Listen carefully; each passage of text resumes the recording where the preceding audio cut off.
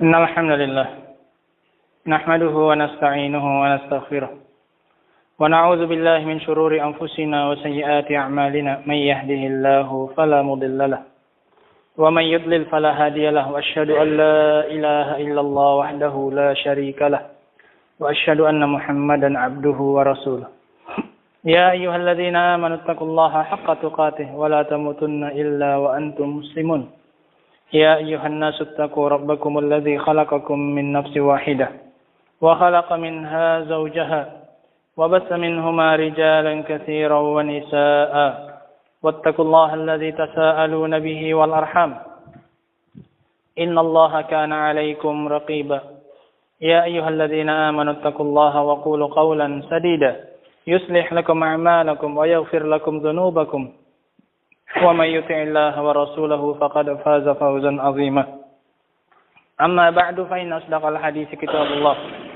وخير الهدى هدى محمد صلى الله عليه وسلم وشر الأمور محدثاتها فإن كل محدثة بدعة وكل بدعة ضلالة وكل ضلالة في النار. Kaum muslimin yang dimuliakan oleh Allah Subhanahu wa taala. Nabi sallallahu alaihi wasallam datang dengan membawa sekian banyak akhlak yang mulia. Sebagaimana hal ini dinyatakan oleh Allah Subhanahu wa taala tentang beliau. Wa innaka la'ala khuluqin 'azim. Sesungguhnya engkau wahai Muhammad sallallahu alaihi wasallam berada di atas akhlak yang mulia, akhlak yang tinggi, bukan akhlak orang-orang yang rendahan. Sesuai dengan kedudukan beliau di sisi Allah Subhanahu wa taala. Dikarenakan mereka memiliki dan beliau dan juga para nabi yang lainnya memiliki kedudukan yang tinggi di sisi Allah Subhanahu wa taala, maka akhlak yang mereka bawa pun adalah akhlak yang paling mulia dan yang paling tinggi. Di antara akhlak tersebut adalah lemah lembut. Tidak hanya dalam berbicara, tetapi juga dalam berbuat dan berhubungan dengan orang lain. Tidak semata-mata dengan ucapan yang lembut, tapi tindakan-tindakannya pun dipenuhi dengan kelembutan. Tidak kasar. Hal ini dinyatakan oleh Allah Subhanahu wa taala di dalam Al-Qur'an. Bahwasanya agar dakwahmu wahai Muhammad sallallahu alaihi wasallam diterima oleh manusia, maka mulailah mendakwahi mereka dengan lemah lembut. Bukan berarti tidak boleh seseorang yang merupakan dai yang mengajak orang lain kepada agama Allah Subhanahu wa taala menggunakan metode yang keras, boleh. Jika memang tempatnya mengharuskan hal tersebut. Kata Allah Subhanahu wa taala, "Fabima rahmatin minallah linta lahum walau kunta fazzan ghalizal qalbi lan faddu min haulik." Dan dengan rahmat dari Rabbmu, dari Allah Subhanahu wa taala, engkau bisa berlemah lembut kepada mereka. Hanya murni karena rahmat Allah lah engkau wahai Muhammad sallallahu alaihi wasallam bisa berlemah lembut kepada mereka. Seandainya engkau adalah orang yang kasar, lagi keras hati, niscaya mereka semua akan pergi dan menjauh dari dirimu. Di antara sebab, terlebih di awal-awal dakwah, terlebih mereka baru mengenal ajaran yang dibawa oleh Muhammad sallallahu alaihi wasallam. Allah ingatkan kepada Nabi sallallahu alaihi wasallam tentang nikmat Allah kepada beliau. Bahwasanya dengan rahmat Allah, Allah jadikan beliau bisa berlemah lembut kepada mereka, orang-orang yang akan beliau dakwahi. Bahkan Allah Subhanahu wa taala memerintahkan kepada dua orang nabi untuk menggunakan metode lemah lembut ini ketika berdakwah. Kepada Musa dan juga Harun. Bahkan tatkala mendakwahi orang yang paling sombong sekalipun. Orang yang paling keras kekufurannya kepada Allah Subhanahu wa ta'ala. Kata Allah Subhanahu wa ta'ala memerintahkan Musa dan Harun, "Izhaba ila Fir'auna innahu tagha. Faqula lahu qawlan layyinan la'allahu yatazakkaru aw yakhsha." Pergilah kalian berdua, wahai Musa dan Harun, menemui Fir'aun. Dan ucapkan kepadanya ucapan yang lemah lembut. Padahal kita tahu sendiri bagaimana kekafiran Fir'aun. Dia yang mengatakan kepada kaumnya, "Ana rabbukumul a'la." Aku adalah Rabb kalian yang paling tinggi. Sudah seperti itu keadaan Fir'aun. Musa dan juga Harun masih diperintahkan oleh Allah Subhanahu wa ta'ala untuk mendakwahi Fir'aun dengan ucapan yang lemah lembut. Alasannya kata Allah, la'allahu yatazakkar. Siapa tahu dia mau mengingat apa yang bermanfaat bagi dirinya sehingga ia melakukannya. Au yakhsha, atau dia menjadi takut dari perkara-perkara yang akan memudaratkannya dan membahayakannya, kemudian ia pun berhenti melakukannya. Musa dan juga Harun diperintahkan menggunakan metode tersebut untuk mendakwahi orang yang paling kafir di dunia, yaitu Fir'aun. Kaum muslimin yang dirahmati oleh Allah Subhanahu wa ta'ala. Dalam hadis Aisyah, dia menceritakan di antara contoh lemah lembutnya Nabi sallallahu alaihi wasallam. Padahal beliau sendiri terkadang menggunakan metode yang keras terutama kepada orang-orang kafir. Kata Aisyah radhiyallahu taala anha dalam sebuah hadis yang diriwayatkan oleh Imam Bukhari. Kata beliau, "Innal yahuda atau an-nabiyya sallallahu alaihi wasallam." Sungguhnya orang-orang Yahudi mendatangi Nabi sallallahu alaihi wasallam faqalu, dan mereka mengatakan, "Assalamu alaik." Mereka palingkan yang aslinya assalamu alaik. Mereka ganti, mereka hapus lamnya menjadi assalamu alaik. Yang artinya semula jika assalam adalah keselamatan. Namun mereka tidak menginginkan ini kepada Nabi sallallahu alaihi wasallam. Mereka rubah menjadi assalamu alaik, kematian atasmu. Namun agar yang mendengar tidak perhatian, bahwasanya mereka mendoakan kejelekan untuk Nabi sallallahu alaihi wasallam. Faqalat Aisyah, maka Aisyah yang mendengar dan perhatian dengan salam mereka ini mengatakan dan membalas ucapan mereka, "Alaikum wa la'anakumullah wa ghadiballahu alaikum." Atas kalian juga kematian, dan atas kalian laknat Allah dan kemurkaan dari Allah. Ditambahkan oleh Aisyah radhiyallahu taala anha setelah membalas ucapan mereka, "Wa alaikum," dan atas kalian kematian. Ditambahkan dengan doa laknat dan juga kemurkaan dari Allah Subhanahu wa taala. Faqala Nabi sallallahu alaihi wasallam, maka Nabi pun berkata, mendengar jawaban Aisyah kepada orang-orang Yahudi tersebut, "Ya Aisyah, mahlan." Pelan-pelan wahai Aisyah. "Alaiki birrifq." Lakukanlah dengan lemah lembut. Balaslah mereka dengan lemah lembut. Bukan berarti diam. Bukan berarti menerima doa kejelekan mereka begitu saja, tidak. Sikapi dengan cara yang lembut. Wa iyyaki wal 'unf wal fuhsh, dan hati-hati engkau wahai Aisyah dari tindakan yang kasar. Padahal ini sedang berhubungan, bermuamalah dengan orang-orang Yahudi yang kita tahu bagaimana permusuhannya dengan Islam. Maka kata Aisyah, "Ya Rasulullah, awalam tasma' ma qalu?" Tidakkah engkau mendengar apa yang mereka ucapkan tadi? Waqala, maka Nabi pun mengatakan, "Awalam tasma'i ma qultu?" Tidakkah engkau mendengar wahai Aisyah Apa yang aku balas kepada mereka? Aku sudah membalas ucapan mereka dengan yang semisalnya. Wa'alaikum. Dan juga atas kalian. Sama seperti dengan yang kalian doakan kepadaku. Nabi SAW tidak menambahi seperti Aisyah radhiyallahu anha yang menambahkan doa laknat. Dan juga dengan kemurkaan dari Allah Subhanahu wa ta'ala.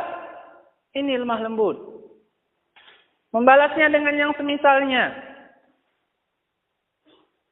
Maka kata Nabi sallallahu alaihi wasallam, "Fayustajabu li fihim wa la yustajabu lahum fiyya."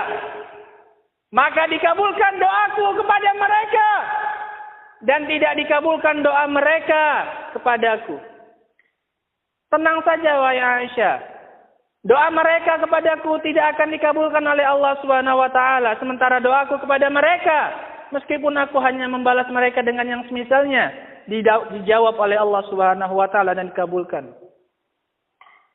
Penerapan dari Rasulullah sallallahu alaihi wasallam bukan berarti diam dan menuruti apa yang diinginkan oleh musuh, tidak. Tapi balaslah dengan cara yang lemah lembut. Dengan yang dibataskan oleh syariat. Dalam hadis Aisyah yang lainnya, Nabi sallallahu alaihi wasallam menjelaskan bahwasanya kelemah lembutan, baik dalam ucapan maupun tindakan, akan menghiasi suatu perkara tersebut. Kata Nabi sallallahu alaihi wasallam dalam sebuah hadis yang diriwayatkan oleh Imam Muslim. Kata Nabi sallallahu alaihi wasallam, "Innar rifqa la yakunu fi syai'in illa zana, wa la yunza'u min syai'in illa syana." Tidaklah suatu perkara diterapkan padanya lemah lembut, melainkan kelemah lembutan akan menghiasi perkara tersebut menjadi tampak indah. Dan tidaklah kelemah lembutan dicabut dari sesuatu perkara, melainkan perkara tersebut akan menjadi jelek dan cacat. Kaum muslimin yang dirahmati oleh Allah Subhanahu wa taala, bahkan dalam hadis Jarir, Nabi sallallahu alaihi wasallam menggandengkan antara sikap lemah lembut ini dengan kebaikan. Kata Nabi sallallahu alaihi wasallam, "Man yahrumur rifq faqad yahrumu al-khair." Barang siapa yang diharamkan melakukan tindakan yang lemah lembut, maka dia diharamkan untuk mendapatkan kebaikan. Kaum muslimin yang dirahmati oleh Allah Subhanahu wa taala. Kita hidup di zaman di mana kebanyakan manusia jauh dari agama Allah Subhanahu wa taala. Kebanyakan dari mereka tidak mengerti apa yang diinginkan oleh Allah Subhanahu wa taala dari mereka dengan Allah menciptakan mereka di muka bumi. Sehingga keadaan yang seperti ini lebih mendorong kita tatkala kita mengajak manusia kepada agama Allah Subhanahu wa taala agar kita lebih mengedepankan cara yang lemah lembut. Meskipun terkadang pada sebagian keadaan dan pada sebagian tempat diperbolehkan bagi sang dai untuk lebih keras dalam dakwahnya, disamakan dengan seperti mencuci pakaian. Jika dengan gosokan yang sedikit saja noda tersebut akan hilang, maka tidak perlu dengan cara gosokan yang kuat dan keras. Namun jika tidak mau hilang noda tersebut kecuali harus dengan digosok dengan keras, maka tidak mengapa demi menghilangkan kotoran tersebut dari isi pakaian tersebut. Wallahu ta'ala a'lamu bis-shawab.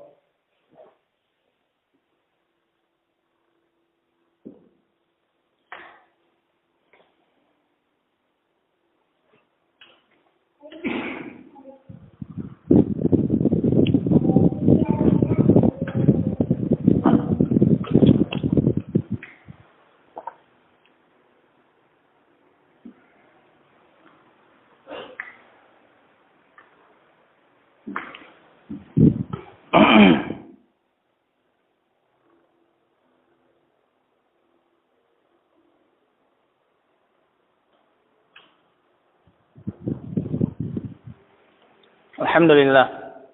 Wassalatu wassalamu ala Rasulillah wa ala alihi wa sahbihi wa man wala. Kaum muslimin yang dirahmati oleh Allah. Di antara bentuk contoh penerapan dakwah yang lemah lembut adalah yang Allah ceritakan di dalam Al-Quran. tatkala Allah Subhanahu wa taala menceritakan bagaimana Ibrahim alaihissalam mendakwahi bapaknya sendiri. Mendakwahi dan mengajak bapaknya untuk meninggalkan peribadahan kepada berhala dan patung. Untuk beribadah hanya kepada Allah Subhanahu wa taala. Sampai akhirnya sang bapak marah kepada Ibrahim alaihissalam. Lihatlah bagaimana kemarahan sang bapak kepada sang anak yang menginginkan kebaikan dari sang bapak. Allah menceritakan tentang ucapan sang ayah. Kata Allah Subhanahu wa taala tentang bapaknya, "Qala araghibun anta an alihati ya Ibrahim? La illam tantahi la arjumannaka wahjurni maliya." Kata bapaknya Ibrahim, "Apakah engkau membenci Tuhan-Tuhanku, wahai Ibrahim? Kalau engkau tidak mau beribadah kepada sembahan-sembahanku ini, maka berhentilah engkau dari mencelanya. Berhentilah untuk menjelek-jelekan sembahan kami. Jika tidak berhenti engkau, wahai Ibrahim, niscaya aku akan melemparimu dengan batu sampai engkau mati." Tidak peduli. Di saat mata hatinya telah ditutupi oleh kesyirikan dan kekufuran, maka demi membela Tuhan-Tuhannya pun ia rela untuk merajam sang anak Ibrahim alaihi salatu wassalam. Sudah mendapatkan ucapan yang seperti ini dari sang ayah, yang jelas-jelas di atas kesalahan, yang jelas-jelas di atas kesyirikan. Lihat bagaimana jawaban Ibrahim. Kata Ibrahim alaihi salam, "Qala salamun alaika sa'astaghfiru laka rabbi. Innahu kana bi hafiya." Wahai bapakku, semoga keselamatan atasmu. Engkau akan selamat. Aku tidak akan lagi berbicara tentang Tuhan-Tuhan kalian. Aku akan pergi meninggalkan kalian. Aku sudah menyampaikan. Aku sudah menasehati. Dan aku akan memintakan untukmu ampunan kepada Rabbku. Sungguhnya dia maha lemah lembut kepadaku, wahai bapakku. Masih didoakan oleh Ibrahim alaihi salatu wassalam kepada bapaknya yang telah mengancamnya akan membunuhnya jika Ibrahim tidak mau berhenti menjelek-jelekkan sembahan mereka.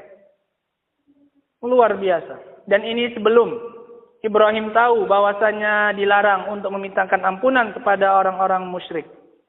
Sebagaimana kata Allah Subhanahu wa taala dalam ayat yang lainnya, "Maka nalin nabi walladzina amanu an yastaghfiru lil musyrikin min ba'di ma tabayyana lahum annahum ashabul jahim." Tidak pantas bagi seorang nabi dan juga orang-orang yang beriman untuk memintakan ampunan kepada orang-orang musyrikin setelah jelas bagi mereka bahwasannya mereka adalah penghuni neraka jahim. Tidak boleh. Namun Allah Subhanahu wa taala tidak mengingkari lemah lembutnya Ibrahim kepada bapaknya. Yang diingkari oleh Allah Subhanahu wa taala adalah ampunan yang dimintakan oleh Ibrahim untuk bapaknya dikarenakan bapaknya adalah orang musyrik, orang kafir. Kaum muslimin yang dirahmati oleh Allah Subhanahu wa taala, terutama tatkala mendakwahi keluarga yang masih jauh dari agamanya Allah Subhanahu wa taala, maka gunakanlah seperti yang digunakan oleh Ibrahim tatkala mendakwahi bapaknya. Terlebih sebelumnya Ibrahim memanggilnya dengan sangat lemah lembut, "Ya abati, ya abati, ya abati," dengan terus mengulangi panggilan bapaknya, "Wahai bapakku, wahai bapakku," dan seterusnya sampai akhirnya sang bapak marah dari dakwahnya Ibrahim alaihi salatu wassalam dan mengancamnya dengan kematian. Kaum muslimin yang dirahmati oleh Allah Subhanahu wa taala, kita memohon kepada Allah Subhanahu wa taala akan menjadikan kita sebagai orang-orang yang memiliki kelemah lembutan terutama dalam berdakwah kepada manusia agar lebih mendekatkan mereka kepada agama yang diturunkan oleh Allah Subhanahu wa taala yang dibawa oleh Muhammad sallallahu alaihi wasallam. Rabbana atina fid dunya hasanah wa fil akhirati hasanah wa qina adzabannar walhamdulillahirabbil alamin.